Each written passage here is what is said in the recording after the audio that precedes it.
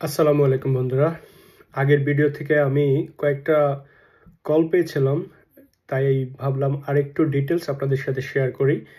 আপনারা যারা অ্যাসাইলাম করেন বা করবেন ভাবতেছেন, অথচ আপনারা জানেন না কিভাবে করতে হয় বা কি কি বিষয়ে আপনারা এখনো জানা উচিত, অথবা যে বিষয়গুলো আপনারা ভুল করেছেন কিভাবে সেই বিষয়গুলো থেকে আপনারা হোম অফিসের আপনারা যখন মেইন ইন্টারভিউ দিবেন অথবা যখন আপনাদেরকে রিফিউজ করা হয় কোর্টে কিভাবে আপনারা নিজেদেরকে দাঁড় করাবেন বা কিভাবে প্রিপারেশনটা নেবেন, এই বিষয়ে আপনাদের সাথে একটু এক্সপিরিয়েন্স শেয়ার করব।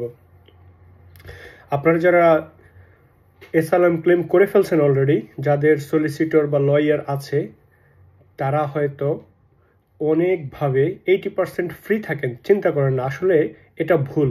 আপনার সলিসিটর বা আপনার যদি লয়ার থাকে, ওনারা আপনার যে অ্যাসাইলামের যে মেইন প্রসেস আপনাকে রেডি করতে হবে, ওনারা রেডি করে দিবে না। এটা মনে রাখবেন। ওনারা আপনাকে হয়তো সাজেস্ট করতে পারে, কিন্তু আপনার যে এভিডেন্স আপনাকে রেডি করতে হবে, এটা মনে রাখবেন। সেখানে 100% এভিডেন্সটা সত্যি হইতে হবে। কোনো ফলস এভিডেন্স আপনারা সাবমিট করবেন না, নাম্বার 1। সেকেন্ড, আপনারা ক্লেম করার আগেই আপনাদের স্টেটমেন্টটা ভালোভাবে পড়বেন, ভালোভাবে রেডি করবেন।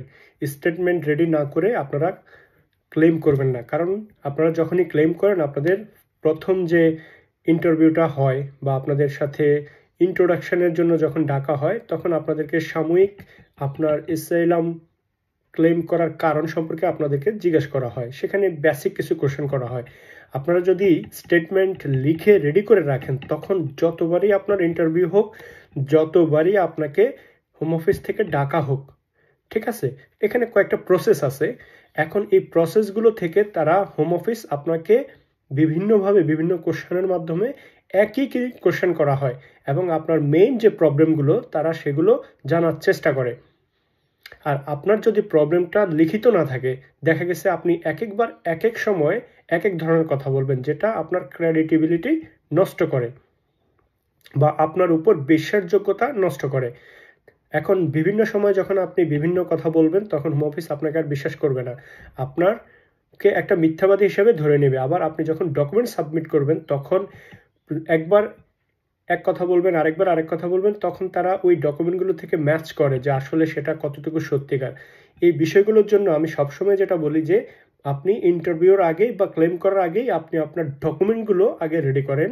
এবং যদি রেডি না থাকে, আবারও বলছি, আমাদের কারণ আমরা যারা অ্যাসাইলাম ক্লেম করি, ম্যাক্সিমাম ফলস ক্লেমার করে। সেই ক্ষেত্রে এখন ক্লেম করার পরে সেটা ডিপেন্ড করে আসলে কতটুকু সত্যি যতটুকু হবে, আপনার অ্যাসাইলাম ক্লেম ততটুকু পানির মতো সহজ হবে উইন করার জন্য, ঠিক আছে? এটা ক্লিয়ার কিনা? আর যদি আপনারা ফলস এভিডেন্স দিয়ে থাকেন, আপনারা অনেকে মনে করেন ইউকে থেকে বাংলাদেশ থেকে আমি একটা ডকুমেন্ট এনে দিলাম, এটা চেক করবে কিনা। ভাই, এটা ভুল। এই ডকুমেন্টটা চেক করতেও পারে, নাও করতে পারে, ডিপেন্ড করে আপনার কেসের উপর।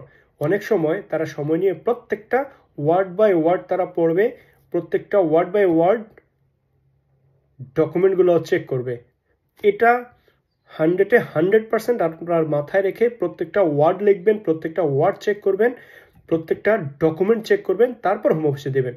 ইভেন কি আপনি যদি বিশ্বাস না করেন, আমি অনেকগুলো ফাইল দেখেছি যেখানে রিফিউজ করার কারণ হিসাবে বাংলাদেশ থেকে যে ডকুমেন্টগুলো আনা হয়েছে সেখানে গ্রামাটিক্যাল মিস্টেক আছে, বাওয়েলের অথবা একটা ওয়ার্ডের স্পেলিং মিস্টেক আছে, সেগুলোর জন্য রিফিউজ করা হয়েছে। রিফিউজের কারণগুলো তো দেওয়া হয়েছে, লাইক একটা হসপিটালের আপনি নাম দিলেন, একটা হসপিটালের একজন বা চেয়ারম্যানের নাম দিলেন, একটা গ্রামের নাম দিলেন, সেখানে একটা বাউল বা একটা লেটারে মিস্টেক হয়েছে, অ্যাড্রেসে মিস্টেক হয়েছে, সেগুলো তারা পয়েন্ট বাই পয়েন্ট আপনার লিখে দিয়েছে। সো এই বিষয়গুলো আমরা অনেকে জানি না, আমরা মনে করি কি হবে, সমস্যা নাই। তারপরে যে বিষয়গুলো ট্রান্সলেট করার বিষয়েও অনেক বেশি ইম্পর্টেন্স রয়েছে। আপনারা যখনই ক্লেম করবেন, যে বিষয়গুলো আপনাদের মাথায় রাখা উচিত, প্রথমে যে কথা বলছিলাম, প্রথমে আপনাদের স্টেটমেন্টটা রেডি করবেন। স্টেটমেন্টের উপর A to Z প্রত্যেকটা ওয়ার্ড বাই ওয়ার্ড আপনারা মুখস্থ করবেন। আপনি কি লিখতেছেন মুখস্থ করার পরে আপনি নিজেই প্রত্যেকটা ওয়ার্ডের আন্ডারে 10টা করে কোশ্চেন বের করেন, নিজেকে নিজেও প্রশ্ন করেন। That's very important. Question and অ্যান্সারের জন্য, কারণ আপনি হোম অফিসে যখন ইন্টারভিউ দিতে যাবেন এই স্টেটমেন্টের উপরেই কিন্তু আপনাকে কোশ্চেন করবে। যেমন একটা ঘটনা ঘটেছে আপনার লাইফে, সেটা কোথায় ঘটেছে, কিভাবে ঘটেছে, এই ঘটনার জন্য কারা কারা দায়ী, আপনি দায়ী কিনা, আপনি নিজে ইচ্ছা করে এই ঘটনা ঘটিয়েছেন কিনা।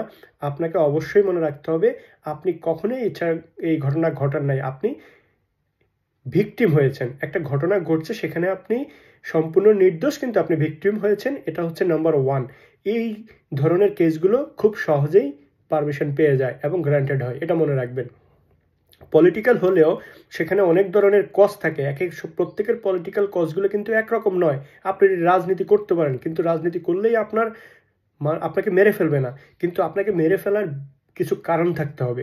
আমরা যারা পলিটিক্যাল কেস করি তারা যে বিষয়গুলো সরকার এই দেশের হোম অফিসকে জানায়, এবং আমাদের দেশের যারা বাঙালি, ইন্ডিয়ান বা পাকিস্তানের যে সলিসিটর রয়েছে তারা ম্যাক্সিমামই আপনাদেরকে ওয়েল অর্গানাইজ স্টেটমেন্ট করে দেয় না, কারণ আপনারা একটা নির্দিষ্ট পরিমাণ টাকা তাদেরকে দিয়ে থাকেন যেগুলো এই দেশের স্ট্যান্ডার্ডের মতো হয় না আসলে। সো আপনারা যখনই ক্লেম করতে চাবেন বা চাচ্ছেন, একটা ভালো সলিসিটর নেবেন, একটা ভালো ফার্ম নেবেন, হয়তো আপনাকে ভালো অ্যামাউন্ট চার্জ করবে। আপনারা এই বিষয়ে কৃপণতা করবেন না, কারণ এটা আপনার সারা জীবনের ব্যাপার। আপনি যদি হোম অফিস থেকে না পান তাহলে আপনাকে কোর্টে যাইতে হবে, কোর্ট থেকে যদি আপনাকেও রিফিউজ করে আপনাকে হাইকোর্টে যাইতে হবে বা ট্রাইব্যুনালে হায়ার ট্রাইব্যুনালে যেতে হয়। এগুলো একটা প্রসেসের ব্যাপার, প্রত্যেকটা স্টেজে কিন্তু আপনাকে টাকা খরচ করতে হয়। প্রথম স্টেজ থেকে যখন আপনি দ্বিতীয় স্টেজে আসবেন তখন আপনার অ্যামাউন্টটা ডাবল হয়ে যাবে। আবার সেকেন্ড স্টেজ থেকে যদি থার্ড স্টেজে যেতে হয় তখন কিন্তু আপনার অ্যামাউন্টটা আরও ট্রিপল হয়ে যাবে। সো আপনারা চিন্তা করেন, এই 3টা স্টেজকে একই সাথে নিয়ে আসেন, প্রথম স্টেজে নিয়ে আসেন। প্রথম স্টেজেই একটু ভালো লয়ার নেন, টাকা খরচ করেন, একটা ভালো পরামর্শ নেন। আপনার যে ফাইলটা হোম অফিসে সাবমিট করবেন সেটা একটা ভালো লয়ার অথবা সলিসিটর দিয়ে, ব্যারিস্টার দিয়ে ভালো করে যাচাই বাছাই করে তারপর সাবমিট করবেন। সেখানে প্রত্যেকটা ওয়ার্ড বাই ওয়ার্ড করে চেক করার প্রয়োজন আছে। এখন আপনি যদি একজন সলিসিটরকে ভালো টাকা না দেন, তার পারিশ্রমিক না দেন, সে কখনোই আপনার এই যে স্টেটমেন্টটা লিখতেছেন এটার উপরে পরিপূর্ণ বা পুরোপুরি সময় সে ব্যয় করবে না। সেও 10 মিনিটে আপনার স্টেটমেন্টটা পড়ে ফেললো, ওকে রেডি। কিন্তু এইভাবে যদি আপনার স্টেটমেন্টটা আপনারা সাবমিট করেন সেখানে অনেক ভুল হতে পারে, যেগুলো ভবিষ্যতে আপনার জন্য বিপজ্জনক হতে পারে। সো আপনারা ভালো একটা সলিসিটর নেবেন অথবা ব্যারিস্টারের পরামর্শ নেবেন। আপনাকে পে করতে হলে পে করবেন। আপনারা যদি নিজেও এসাইলাম ক্লেম করেন, এটা যদিও ফ্রি, তারপরেও আমি বলবো না একেবারেই ফ্রি, কারণ এটার যে প্রসিডিউরগুলো আছে ওই প্রসিডিউরগুলো আপনাকে ফলো করতে হবে। আপনি যদি প্রপারলি ফলো করেন আপনার জন্য সহজ হবে। এখন আমি যদি বলি যে আমি কখনো অ্যাসাইনমেন্ট করি নাই, কিন্তু আমি অ্যাসাইনমেন্টের বেসিকটা জানি, আমি একটা অ্যাসাইনমেন্ট করে ফেললাম, কিন্তু আমি যখন সাবমিট করব, যে প্রতিদিন বা একটা ইউনিভার্সিটির টিচার শত শত অ্যাসাইনমেন্ট দেখে, তার কাছে কিন্তু আমার স্টেটমেন্টটা ইউনিক হবে না। তার কাছে একটা অ্যাসাইনমেন্ট ইউনিক হবে যখন যেটা আসলেই পরিপূর্ণ এবং সেখানে সকল ধরনের ইনফরমেশন আছে, কোথাও কপি পেস্ট আছে কিনা, অথবা কোথাও লিঙ্ক, কোথাও এভিডেন্স, কোথাও রেফারেন্স, সব কিছু ভেতরে ডিটেলস আছে কিনা, এগুলো দেখার পরে তার কাছে মনে যদি হয় এটা ইউনিক, তাহলে এটা ইউনিক হবে। কারণ সে প্রতিদিন অথবা মাসে বা বছরে হাজার হাজার কি দেখে, অ্যাসাইনমেন্ট দেখে। তার কাছে এই অ্যাসাইনমেন্টটা, আমি যে অ্যাসাইনমেন্টটা সাবমিট করতেছি বেসিক লেভেলের, এই অ্যাসাইনমেন্টটা কখনোই 100% গ্রহণযোগ্য বা 80% মার্ক পাবে না। কিন্তু আমাকে যদি 80%-এর উপরে মার্ক নিয়ে আসতে হয় তাহলে আমাকে অ্যাসাইনমেন্টটা সম্পর্কে ভালোভাবে পরিপূর্ণ জ্ঞান নিয়ে তারপরে আমি অ্যাসাইনমেন্টটা সাবমিট করতে হবে। ঠিক এইরকমই এসাইলামদের যারা ইন্টারভিউ নেয় এবং যারা রেজাল্টগুলো দেয়, তারা কিন্তু আমার মতো হাজার হাজার ফাইল দেখতেছে, এই বিষয়গুলোতে ট্রেন আপ হয়ে আসতেছে। তাই আমার যে স্টোরিটা, আমার যে স্টেটমেন্টটা তাকে কখনোই অ্যাট্রাক্ট করে না, কারণ সে একটা মেশিনের মতোই আমার এই ফাইলটা দেখতেছে। সো তাকে অ্যাট্রাক্ট করার জন্য, তার কাছ থেকে মার্ক নিয়ে আসার জন্য, গ্র্যান্ট বা উইন করার জন্য যে বিষয়গুলো দরকার সেটা বেসিক লেভেলের হলে হবে না।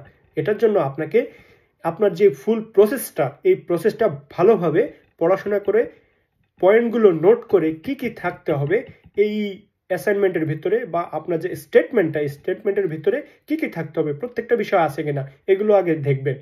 এগুলো চেক করে কিভাবে সাবমিট করতে হয় প্রপার ওয়ে ফলো করে আপনি সাবমিট করবেন, তাহলে ওই অ্যাসাইনমেন্টের মতোই আপনার স্টেটমেন্টটাও যখন পরিপূর্ণ হবে আপনার অ্যাসাইলামটাও গ্রান্টেড হবে। আশা করি আপনারা বুঝতে পেরেছেন। ধন্যবাদ সবাইকে।